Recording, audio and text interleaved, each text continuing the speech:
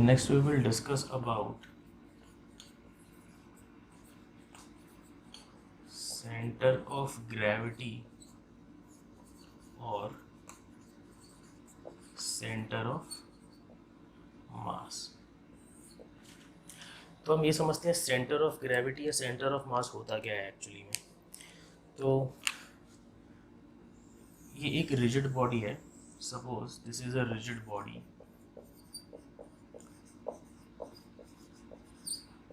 अब क्या होता है, कोई भी रिजिड बॉडी जो है वो बहुत स्मॉल नंबर ऑफ पार्टिकल से मिलके बनी होती है। सो मैं कह देता हूँ that this rigid body is made up of n small number of particles. ये मेरी एक ऐसी बॉडी है जो n पार्टिकल्स से मिलके बनी है। जैसे ह्यूमन बॉडी जो होती है वो छोटे छोटे सेल्स से मिलके बनी होती है, सिमिलरली ये कोई रिजिड बॉडी है जो छोटे छोटे स्मॉल नंबर ऑफ पार्टिकल से मिलके बनी है और उसका नंबर कितना है, टोटल n पार्टिकल्स हैं। तो हम जानते हैं कि कोई भी जो पार्टिकल होगा उसका एक मास होता है और उस मास की वजह से एक फोर्स जनरेट होता है, दैट इज़ वेट। अभी मैंने आपको बताया था वेट होता है वो मास की वजह से जनरेट होता है। तो क्या मैं ये कह सकता हूँ कि जो ये वाला छोटा सा पार्टिकल है इसकी वजह से एक छोटा सा वेट स्मॉल w जनरेट होगा इन द डाउनवर्ड डायरेक्शन। सिमिलरली दूसरे पार्टिकल की वजह से भी छोटा सा वेट स्मॉल w जनरेट होगा इन द डाउनवर्ड डायरेक्शन। सिमिलरली ये जितने भी पार्टिकल्स हैं उन सब के एक छोटे छोटे वेट जनरेट होंगे इन द डाउनवर्ड डायरेक्शन। तो मैं ये कह सकता हूँ that W is the small weight of each particle। मतलब हर एक पार्टिकल का जो वेट है वो क्या है, W है। तो अब मैं कैलकुलेट करना चाहता हूँ टोटल वेट। टोटल वेट को मैं कह देता हूँ कैपिटल W। तो हम जानते हैं कि अगर एक पार्टिकल जिसका वेट कितना है W है, स्मॉल w, और ऐसे n पार्टिकल्स हैं तो n इंटू W हमें क्या देगा, total weight of body. So this is the total weight of body. तो जो ये टोटल वेट ऑफ बॉडी होता है ये हमेशा एक ऐसे पॉइंट पे एक्ट करता है जो रिजिड बॉडी के अंदर हो और उसके सेंटर पे हो। तो मतलब मैं कह सकता हूँ इस बॉडी का जो टोटल वेट है दैट इज कैपिटल W, वो इस पॉइंट पे एक्ट कर रहा होगा। तो जो ये पॉइंट होता है इसे ही हम कहते हैं centre of gravity. We call it as centre of gravity, short form में इसे COG भी कह देते हैं। सो सेंटर ऑफ ग्रेविटी की डेफिनेशन क्या हो गई,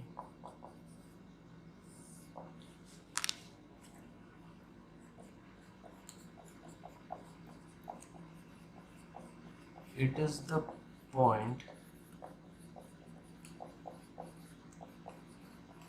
within the rigid body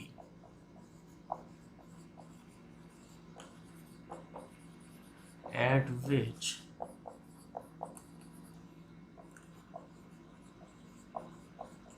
total weight of the body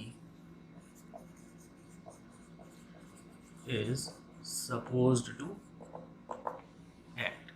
तो सेंटर ऑफ ग्रेविटी मेरा एक ऐसा पॉइंट होता है जो एक तो रिजिड बॉडी के अंदर लाई करना चाहिए और उस पॉइंट पे बॉडी का जो टोटल वेट होगा उस पॉइंट पे एक्ट करेगा in the downward direction. It is known as centre of gravity.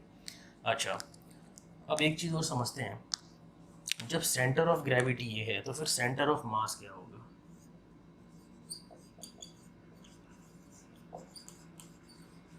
Centre of मास, इसको ऐसे समझते हैं। अभी मैंने आपको एग्जांपल दिया था किसी बॉडी का जिसका मास कितना था m।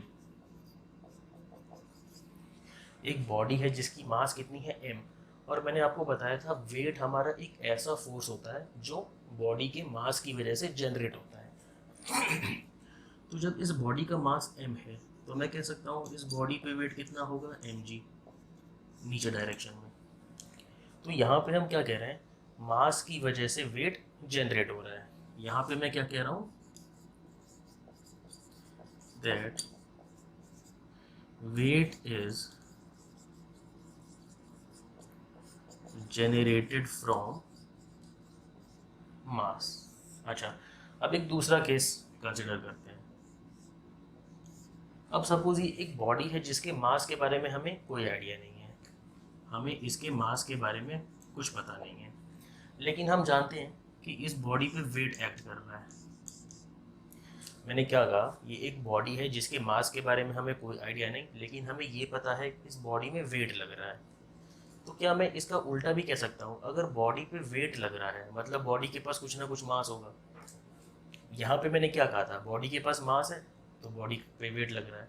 अब यहाँ पे मैं उसका उल्टा कह देता हूँ, जब बॉडी पे वेट लग रहा है तो मतलब बॉडी का कुछ ना कुछ मास होगा।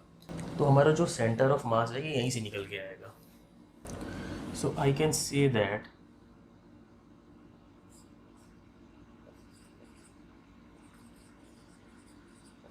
the mass of the body is concentrated at the point where the total weight of the body is acting।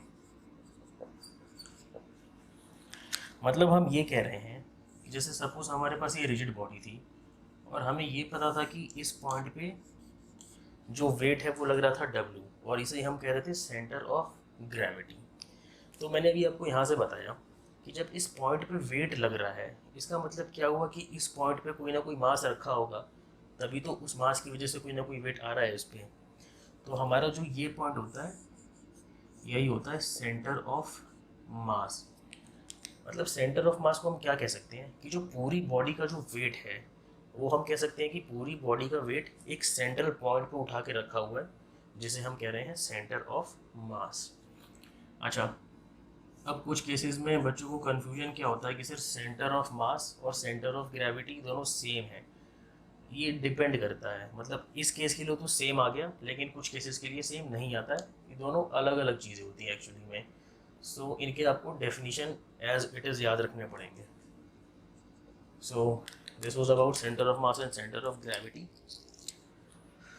Next we will talk about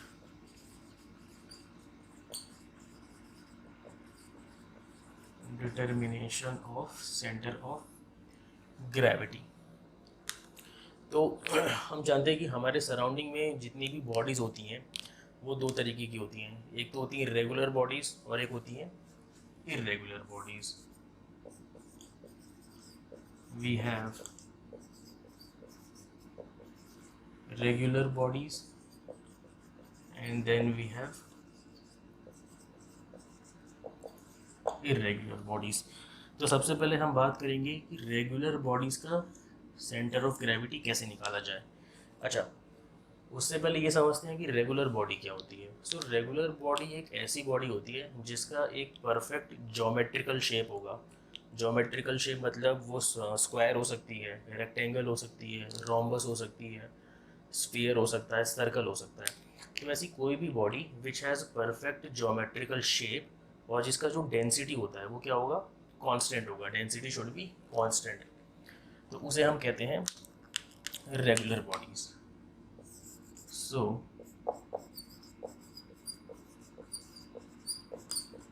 the body which has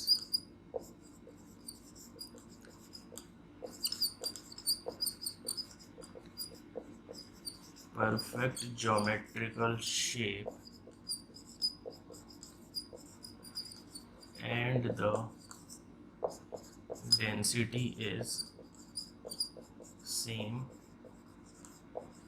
through out, तो उनको हम कहते हैं रेगुलर बॉडीज़। सपोज मेरे पास में ये एक regular body है जिसका शेप हमारे पास रेक्टेंगल का शेप है। सो रेगुलर बॉडीज़ की सेंटर ऑफ ग्रेविटी वो पॉइंट होता है जिस पॉइंट के अबाउट वो बॉडी क्या हो जाए, बैलेंस हो जाए। सपोज मैं इसको उंगली पे घुमाना चाह रहा हूँ तो मुझे उसके सेंटर ऑफ ग्रेविटी पे फिंगर रखना पड़ेगा। For example you can see this. तो मतलब इसका जो सेंटर ऑफ ग्रेविटी है वो कहीं सेंटर पे लाई कर रहा है जिसके अबाउट ये हमारी क्या है, बॉडी बैलेंस्ड कंडीशन में है। We can say that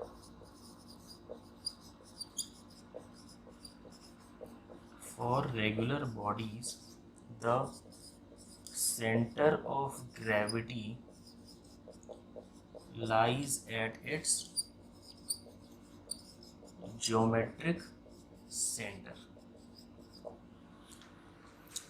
examples की बात करते हैं।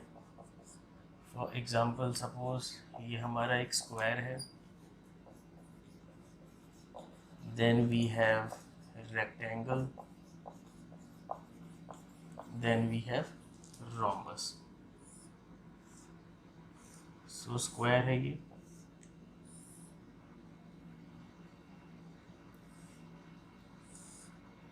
ये है रेक्टेंगल और ये मेरे पास में है क्या, रोम्बस। अब हमारी क्या है, ये रेगुलर बॉडीज़ हैं। सो इनका जो सेंटर ऑफ ग्रेविटी होगा इनके ज्योमेट्रिक सेंटर पे लाई करेगा। ज्योमेट्रिक सेंटर मीन्स जो ये वाले पॉइंट्स होंगे ये होंगे इनके सेंटर ऑफ ग्रेविटी। और स्क्वायर, रेक्टेंगल और रोम्बस के केस में जो ये पॉइंट्स होते हैं वो क्या होते हैं, point of intersection of diagonals. So square, rectangle, rhombus के केस में जो सेंटर ऑफ ग्रेविटी लाई करेगा वो कौन सा पॉइंट होगा, जो point of intersection of these two diagonals होगा। Okay, next let us talk about circle. ये हमारे पास में एक सर्कल है या स्फेयर है। तो इसका सेंटर ऑफ ग्रेविटी कहाँ होगा, इसके सेंटर पे, एग्जैक्ट सेंटर पे। Centre of gravity lies at centre of circle और स्फेयर। सपोज मैं ट्रायंगल की बात करता हूँ तो ट्रायंगल का सेंटर ऑफ ग्रेविटी कहाँ होता है, lies at the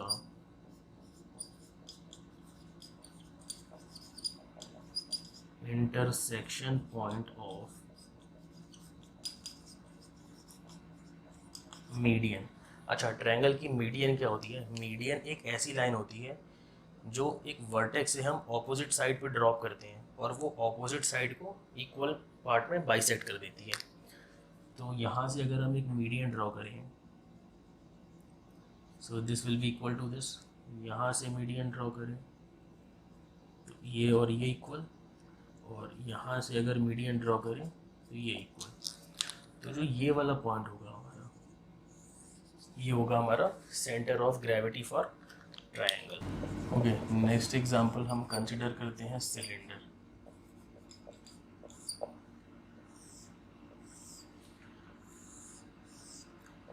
और ये एग्जांपल मेरा सिलेंडर है और ये जो लाइन है इसकी क्या है, एक्सिस है, दैट इज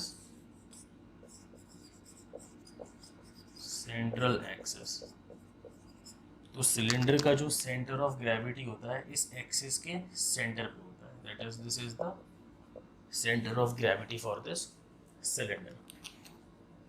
ओके, अब हम बात करते हैं इर्रेगुलर बॉडीज की।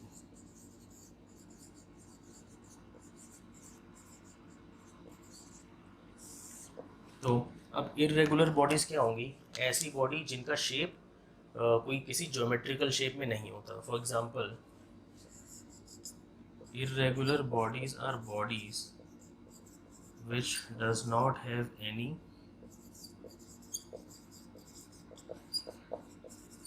geometrical shape। मतलब किसी भी शेप की कोई रैंडम बॉडी हो सकती है, इसे हम कहते हैं इर्रेगुलर बॉडीज। तो अब बात है इसका सेंटर ऑफ मास निकालने का तरीका क्या होता है। So suppose this is my irregular body. अब हम क्या करेंगे, इस बॉडी पे कुछ पॉइंट्स मार्क कर लेते हैं। For example this is point 1, this is point 2, this is point 3, this is point 4 and this is point 5। अब हमने क्या किया, इस बॉडी को ऐसे इस पोजीशन पे फिक्स कर दिया और उसके बाद हमने यहाँ पर एक प्लम लाइन ड्रॉ कर दी।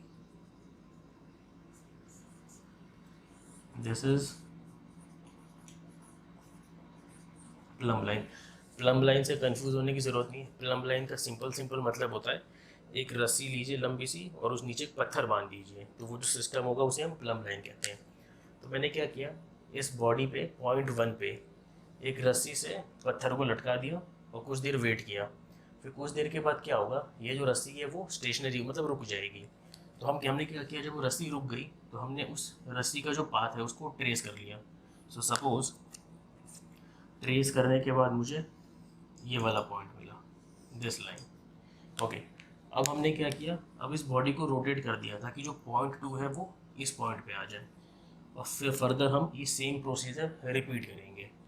तो ऐसे करने से क्या होगा, जैसे 1 के लिए हमें सपोज ये लाइन मिल गई, 2 के लिए भी हमें कोई लाइन मिलेगी, फिर सिमिलरली 3 के लिए भी कोई लाइन मिलेगी, सिमिलरली 4 के लिए भी हमें कोई लाइन मिलेगी और 5 के लिए भी हमें एक लाइन मिल जाएगी।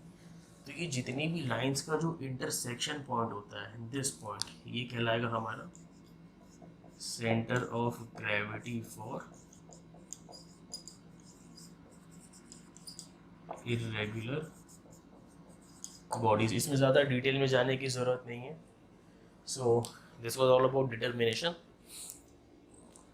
अच्छा, कुछ बॉडीज़ ऐसी भी होती हैं जिनका सेंटर ऑफ ग्रेविटी बॉडी के बाहर लाई करता है। हमने सेंटर ऑफ ग्रेविटी के बारे में क्या पढ़ा था कि वो एक ऐसी पॉइंट होती है जो बॉडी के अंदर होनी चाहिए, लेकिन कुछ केसेस ऐसे होते हैं जिनमें सेंटर ऑफ ग्रेविटी बाहर भी लाई कर सकती है। सो जो हमारे जनरली एल शेप्ड के ऑब्जेक्ट होते हैं,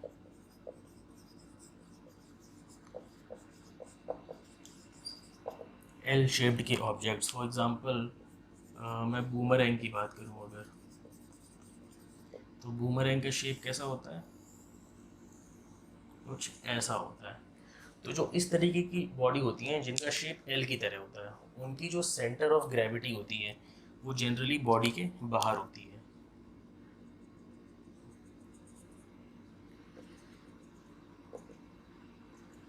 उनका सेंटर ऑफ ग्रेविटी समवेयर यहाँ कहीं होगा। This is the centre of gravity.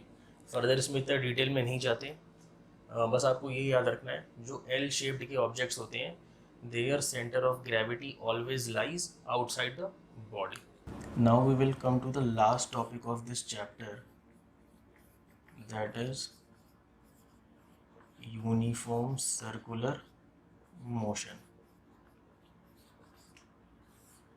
ये जो हमारा टॉपिक है यूनिफॉर्म सर्कुलर मोशन, ये बहुत ज़्यादा इम्पोर्टेंट है, बहुत कॉन्सेप्चुअल है और इसको ध्यान से समझिएगा, अदरवाइज इतनी जल्दी समझ में नहीं आएगा। So it is very very important. अच्छा, अब मैं बात करूँ यूनिफॉर्म सर्कुलर मोशन की, तो ये दो चीज़ों से मिलके बना है। The first one is uniform motion and second thing is circular motion. तो यूनिफॉर्म सर्कुलर मोशन क्या है, ऐसा मोशन जो यूनिफॉर्म भी हो और जो सर्कुलर भी हो।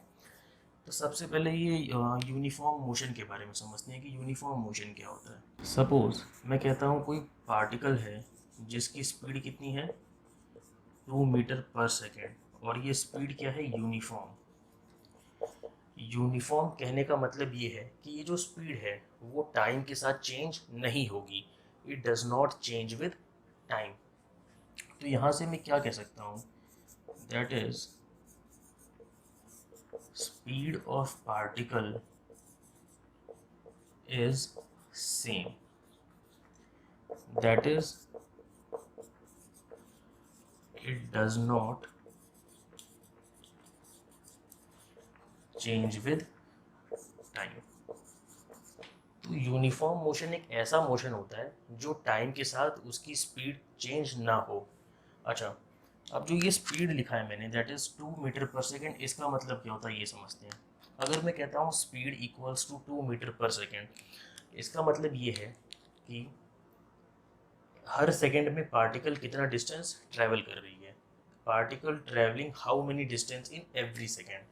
सो suppose speed equals to 2 metre per second, तो इसका मतलब मैं ये कह सकता हूँ कि 1 सेकेंड में पार्टिकल 2 मीटर चलेगी। ठीक है, ओके। और अब हम कह रहे हैं कि ये स्पीड हमारी क्या है, सेम है, जो टाइम के साथ चेंज नहीं हो रही। तो मतलब जब 1 सेकेंड में पार्टिकल 2 मीटर चलती है तो उसके अगले सेकेंड में भी पार्टिकल 2 मीटर चलेगी, फिर उसके अगले सेकेंड में भी पार्टिकल 2 मीटर चलेगी। तो क्या मैं ऐसे कह सकता हूँ, यूनिफॉर्म मोशन को मैं ऐसे भी कह सकता हूँ दैट जो हमारा पार्टिकल है, particle travels equal distance in equal time. Suppose ये कोई पार्टिकल थी जो यहाँ से चलना शुरू हुई थी और उसकी स्पीड कितनी थी, 2 मीटर पर सेकेंड, जो टाइम के साथ चेंज नहीं हो रही थी। अच्छा, जब यहाँ से यहाँ तक 1 सेकेंड गुजर गया, जब यहाँ से यहाँ तक 1 सेकेंड का समय बीत गया, तो पार्टिकल ने कितना डिस्टेंस ट्रैवल किया, 2 मीटर। फर्दर इस पॉइंट से इस पॉइंट तक जब 1 सेकेंड और बीत गया, तो पार्टिकल ने कितना डिस्टेंस ट्रैवल किया, 2 मीटर। तो मतलब मैं यहाँ से क्या कह रहा हूँ कि इक्वल टाइम में पार्टिकल कितना इक्वल डिस्टेंस ट्रैवल कर रही है। सो ये होता है हमारा यूनिफॉर्म मोशन का मतलब। ओके, और सर्कुलर मोशन का सिंपल सा मतलब है, अगर पार्टिकल किसी सर्कुलर पाथ में ट्रैवल कर रही है तो उसे कहते हैं हम सर्कुलर मोशन। ओके, अब आगे बढ़ते हैं। सपोज ये एक सर्कुलर पाथ है जिसका ये एक सेंटर है O, और ये है पॉइंट A, और ये है मेरा पॉइंट B। अब मैं क्या मान रहा हूँ, इनिशियली पार्टिकल मेरा कहाँ पे था, यहाँ पे था। Initially particle is at A। Initially particle हमारा यहाँ पे था और उसकी चलने की स्पीड कितनी थी, स्पीड सपोज मैं मान रहा हूँ 2 मीटर पर सेकेंड थी। और जब पार्टिकल ए से चलते चलते जब बी पे पहुँचा, तो अब उसकी डायरेक्शन क्या हो गई, ये हो गई, और स्पीड अभी भी मेरी क्या है, 2 मीटर पर सेकेंड। तो इस सर्कुलर मोशन में जिसमें स्पीड कांस्टेंट है, तो इसे हम कहते हैं यूनिफॉर्म सर्कुलर मोशन। अच्छा, अब हमने क्या यहाँ से समझा कि जो हमारी स्पीड है वो तो क्या है, सेम है, मतलब वो टाइम के साथ चेंज नहीं हो रही। अच्छा, अब क्या हो अगर हम वेलोसिटी की बात करें, तो वेलोसिटी की बात करने से पहले मैं आपको बता दूं, जो वेलोसिटी है वो हमारी क्या होती है, vector quantity. Velocity is a vector quantity, तो उसका मैग्नीट्यूड भी होगा और उसका डायरेक्शन भी होगा।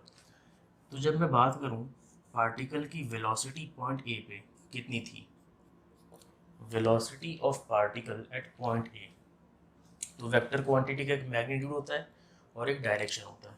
तो मैग्नीट्यूड तो कितना है, 2 मीटर पर सेकेंड। अब बात करते हैं डायरेक्शन की, तो पॉइंट ए पे पार्टिकल की डायरेक्शन क्या है, north, that is this direction, in north direction. अच्छा, अब पार्टिकल जब चलते चलते पॉइंट बी पे आ गया, तो मैं बात करता हूँ velocity of particle at point B. Again इसकी जो मैग्नीट्यूड है वो तो 2 मीटर पर सेकेंड है। क्यों, क्योंकि हम कह रहे हैं ये यूनिफॉर्म सर्कुलर मोशन है, मतलब स्पीड हमारी क्या कांस्टेंट रहनी चाहिए। लेकिन डायरेक्शन की अगर मैं बात करूँ तो डायरेक्शन अब इस तरफ हो गया, that is in east direction. तो इन दोनों बातों से हमें क्या समझ में आया कि जो पार्टिकल का स्पीड है वो तो सेम है, चाहे पार्टिकल कहीं भी हो सर्कुलर पाथ में, लेकिन जो पार्टिकल की वेलोसिटी है वो क्या है, चेंज हो रही है।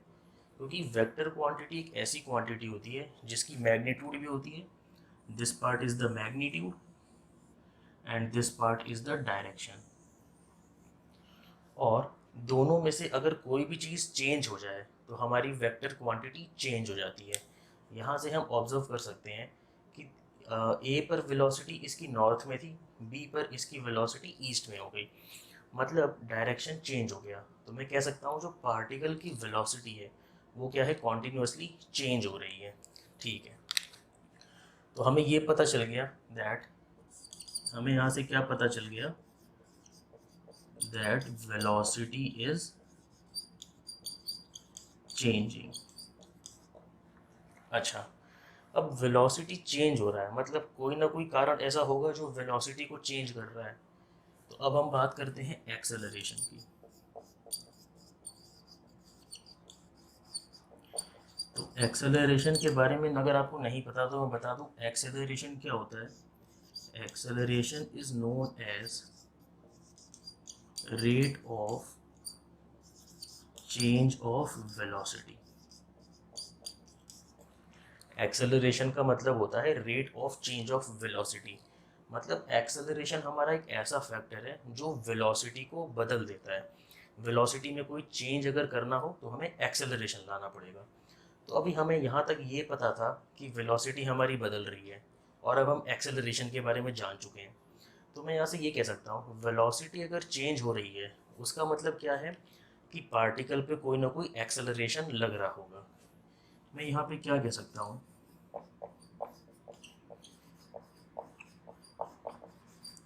if velocity is changing then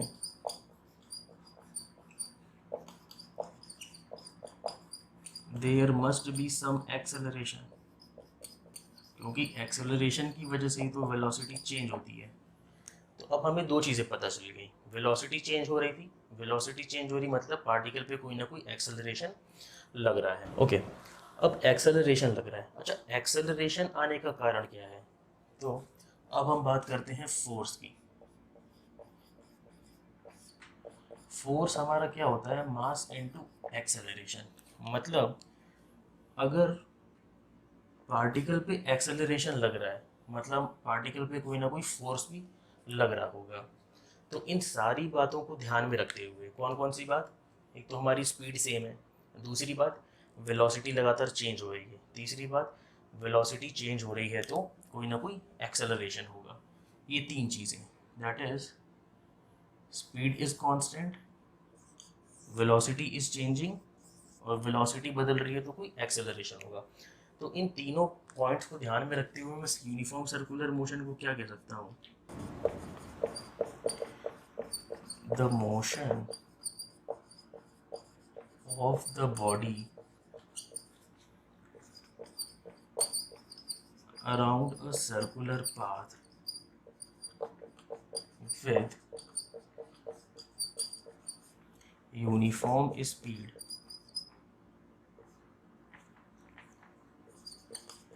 and variable velocity such that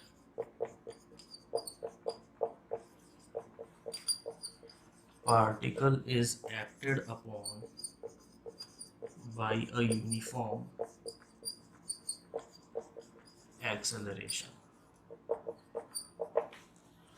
तो जो इस तरीके का मोशन होता है उसे हम कहते हैं यूनिफॉर्म सर्कुलर मोशन। अगर आप डेफिनेशन में ध्यान से चेक करें तो ये तीनों पॉइंट इंक्लूडेड हैं। सबसे पहला यूनिफॉर्म स्पीड, दूसरा वेरिएबल वेलोसिटी और तीसरा एक्सेलरेशन। तो इस टाइप के मोशन को हम कहते हैं यूनिफॉर्म सर्कुलर मोशन। अच्छा, अब आगे बढ़ते हैं। अब बात करते हैं सेंट्रीपिटल फोर्स की। ओके, अब हम बात करते हैं न्यूटन्स फर्स्ट लॉ की। तो न्यूटन का फर्स्ट लॉ क्या कहता है, अगर कोई बॉडी रुकी हुई है या चल रही है तो वो तब तक रुकी रहेगी या चलती रहेगी जब तक उस पर कोई एक्सटर्नल फोर्स अप्लाई ना किया जाए। सो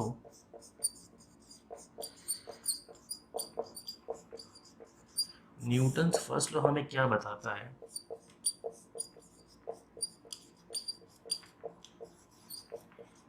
if a particle is in rest or motion,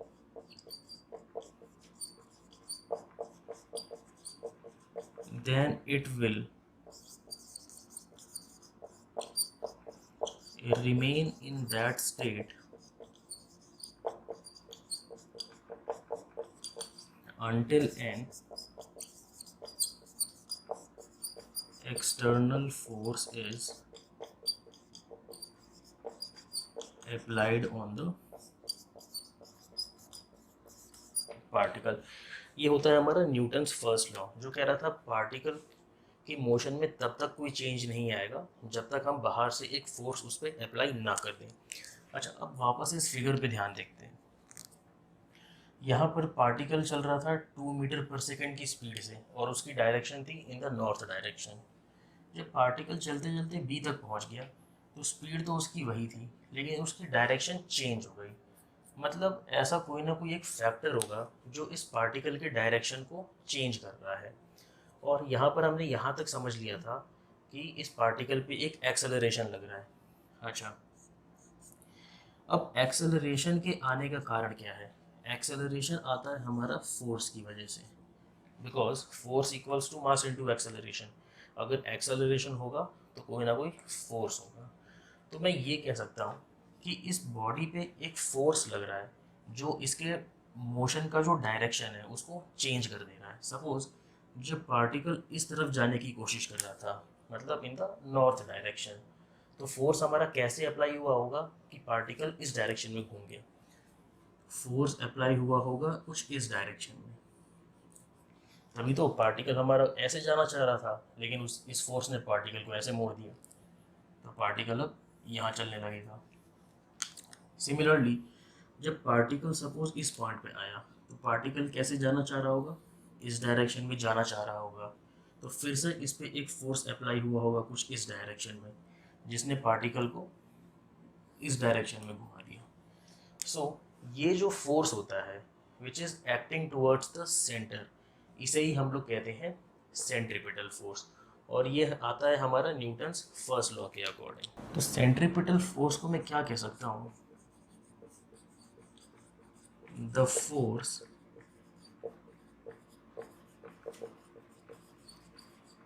which is directed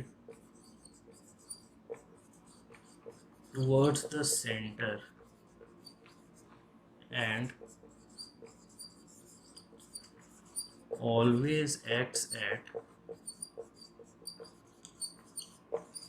right angle to the direction of motion. मतलब सेंट्रीपिटल फोर्स हमारा एक ऐसा फोर्स होता है जो हमेशा एक तो सेंटर की तरफ लगेगा,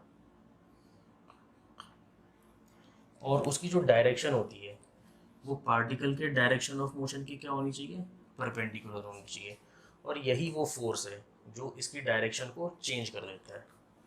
सपोज अगर पार्टिकल मेरा यहाँ पर है तो वो हमारा इस डायरेक्शन में जाने की कोशिश कर रहा है, तो ये जो सेंट्रीपिटल फोर्स है वो इस डायरेक्शन में लगेगा towards the centre and at 90 degree. तो पार्टिकल हमारा ऐसे जाने की कोशिश कर रहा था, लेकिन फोर्स इधर लग के उसको इधर घुमा दिया। तो इस तरह से हमारा पार्टिकल सर्कुलर मोशन परफॉर्म करता है। And the important factor for circular motion is centripetal force. Centripetal force होना चाहिए। अगर सेंट्रीपिटल फोर्स नहीं होगा, पार्टिकल सर्कुलर मोशन में घूमने की बजाय स्ट्रेट लाइन में चलना शुरू कर देगा। सो this was about centripetal force. कुछ एग्जांपल्स कंसिडर करते हैं। सपोज ये एक रस्सी है जिसमें हमने एक पत्थर को बांध दिया है और हम इसे ऐसे गोल गोल घुमा रहे हैं, तो ये कुछ हमारा इस टाइप का मोशन परफॉर्म करेगा, सर्कल में घूमेगा ये। तो एक चीज़ हमेशा याद रखिएगा, रस्सी के अंदर जो फोर्स जनरेट होता है उसे हम लोग क्या कहते हैं?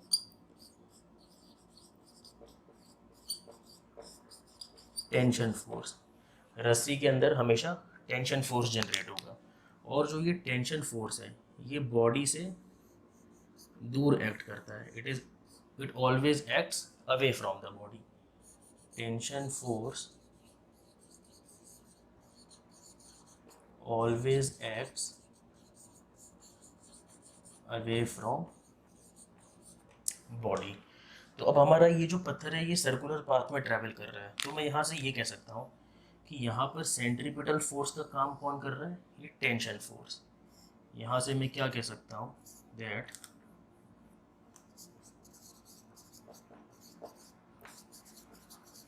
Tension force is acting as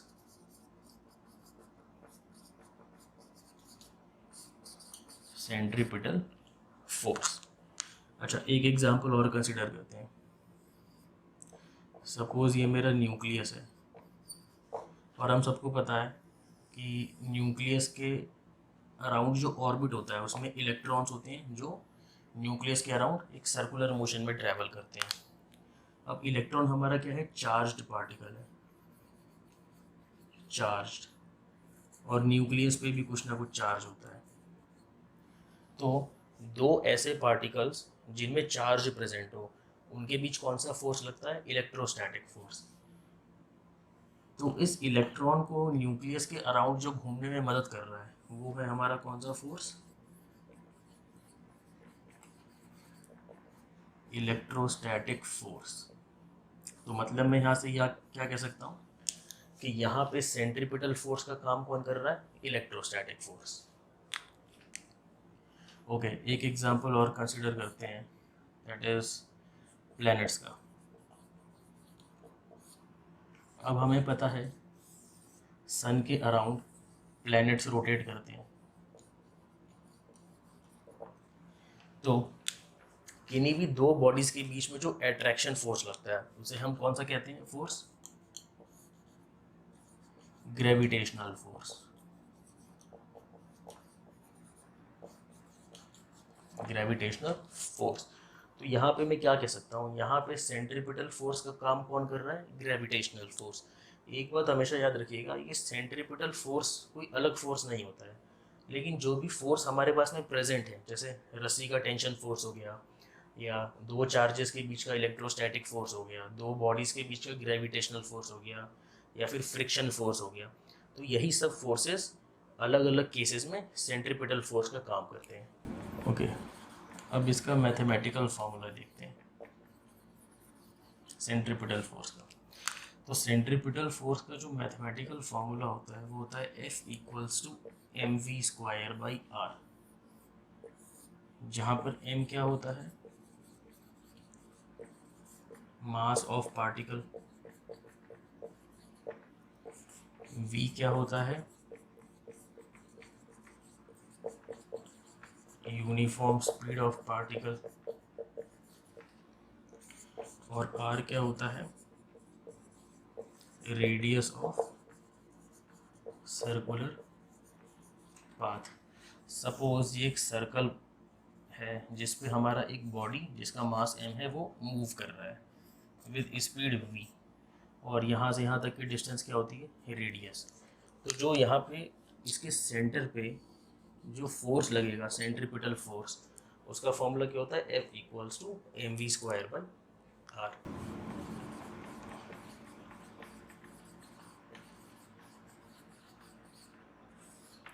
okay, centrifugal force की बात करता हूँ। तो सपोज फिर से हम एक सर्कुलर मोशन कंसिडर करते हैं। Suppose this is point A, particle हमारा इस डायरेक्शन में जा रहा था, that is 2 metre per second in north.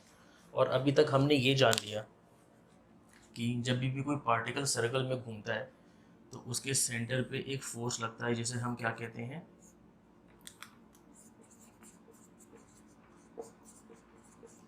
Centripetal force. तो फिर सेंट्रीफ्यूगल फोर्स क्या है, इसको समझने के लिए सबसे पहले let us consider Newton's third law. Newton का एक थर्ड लॉ है, वो लॉ क्या कहता है, जब भी किसी बॉडी पे हम एक फोर्स लगाते हैं तो वो उसके ऑपोजिट हमें एक और फोर्स एक्सपीरियंस करने को मिलता है। जैसे कि मैंने अभी आपको रिजिड बॉडी पढ़ाया था, तो उसमें जैसे हम बॉडी पे एक फोर्स बाहर लगा रहे थे तो बॉडी के अंदर भी एक फोर्स जनरेट हो रहा था। तो न्यूटन्स थर्ड लॉ हमें यही बताता है। न्यूटन थर्ड लॉ क्या कहता है, दैट फॉर एवरी एक्शन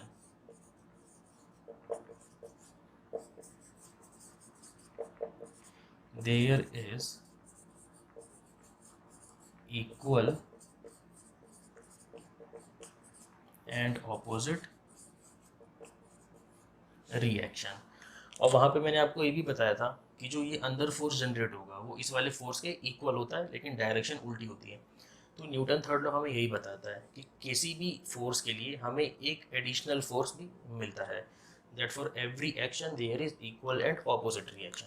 अच्छा, अब इसकी बात करते हैं इस पार्टिकल की। तो सपोज जो ये पार्टिकल है पॉइंट ए पर था, तो ये ऐसे जा रहा था विद स्पीड, और हमें पता चल गया था कि यहाँ पर इस पार्टिकल पे एक सेंट्रीपिटल फोर्स लग रहा है।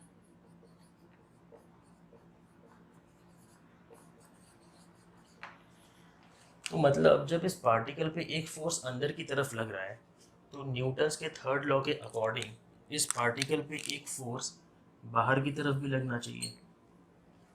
न्यूटन थर्ड लॉ ये तो कह रहा है that for every action there is equal and opposite reaction. तो ये जो रिएक्शन फोर्स जनरेट होता है इसे हम कहते हैं सेंट्रीफ्यूगल फोर्स, जिसकी जो वैल्यू है, जिसकी जो मैग्नीट्यूड है, वो सेंट्रीपिटल फोर्स के इक्वल ही होगी। सपोज अगर इस बॉडी पे एक 2 न्यूटन का फोर्स अंदर की तरफ लग रहा है, तो सेंट्रीफ्यूगल फोर्स जो होगा वो भी 2 न्यूटन का ही लगेगा, लेकिन बाहर की तरफ। तो इसे हम कहते हैं सेंट्रीफ्यूगल फोर्स। इसकी डेफिनेशन चाहे तो आप लिख सकते हैं, the force which acts away from the center of circular path। तो ये हो गया हमारा सेंट्रीफ्यूगल फोर्स। अच्छा, अभी हमने सेंट्रीपिटल फोर्स की वैल्यू कैलकुलेट की थी, जो कितनी थी mv²/r, लेकिन उसका डायरेक्शन क्या था, अंदर की तरफ। तो जो सेंट्रीफ्यूगल फोर्स है उसकी वैल्यू भी कितनी होगी, mv²/r, लेकिन वो फोर्स कहाँ लगेगा, बाहर की तरफ। बस यही एक डिफरेंस है, मैग्नीट्यूड दोनों का सेम होता है, लेकिन उनकी डायरेक्शन ऑपोजिट होती है। ओके, अब हम इसको कुछ एग्जाम्पल से समझते हैं तो थोड़ा हमको और क्लियर होगा। So example of centrifugal force. पहला एग्जाम्पल मैं वही कंसिडर कर रहा हूँ, स्टोन और रस्सी वाला।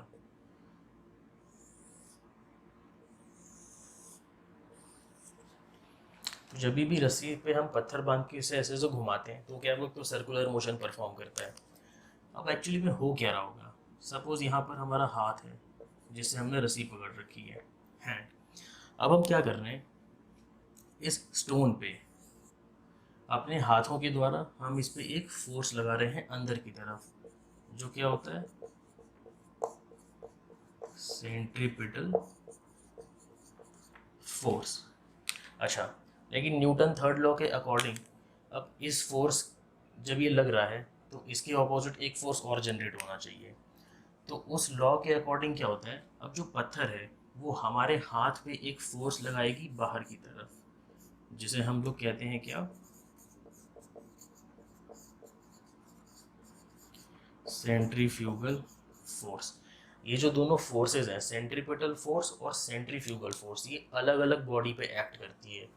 जो सेंट्रीपिटल फोर्स है वो पत्थर पे लग रहा है हमारे हाथों के द्वारा, और जो सेंट्रीफ्यूगल फोर्स है वो हमारे हाथों पे लग रहा है पत्थर के द्वारा। तभी तो आपने कभी नोटिस किया होगा कि अब देर तक इसको ऐसे किसी पत्थर को घुमाते रहिए तो लगता है कि जैसे हमारा हाथ उखड़ के बाहर चला जाएगा। तो वो इसी वजह से लगता है, क्योंकि जो ये स्टोन है वो हमारे हैंड पे फोर्स लगा रहा है, सेंट्रीफ्यूगल फोर्स। ओके, एक एग्जांपल और कंसिडर करते हैं। सपोज ये कोई कार है जिसके ये टायर्स हैं। तो कभी आपने नोटिस किया होगा, जो अगर सपोज टायर के आसपास अगर कोई मिट्टी विट्टी चिपकी होती है तो जब टायर चलती है तो ये मिट्टी के बाहर की तरफ उड़ जाती है। सो ये जो मड है ये बाहर की तरफ क्यों जा रहा है, क्योंकि इस पर कोई ना कोई फोर्स लग रहा होगा। तो वो फोर्स कौन सा होता है? सेंट्रीफ्यूगल फोर्स होता है। लास्ट एक हमारा छोटा सा टॉपिक और है, दैट इज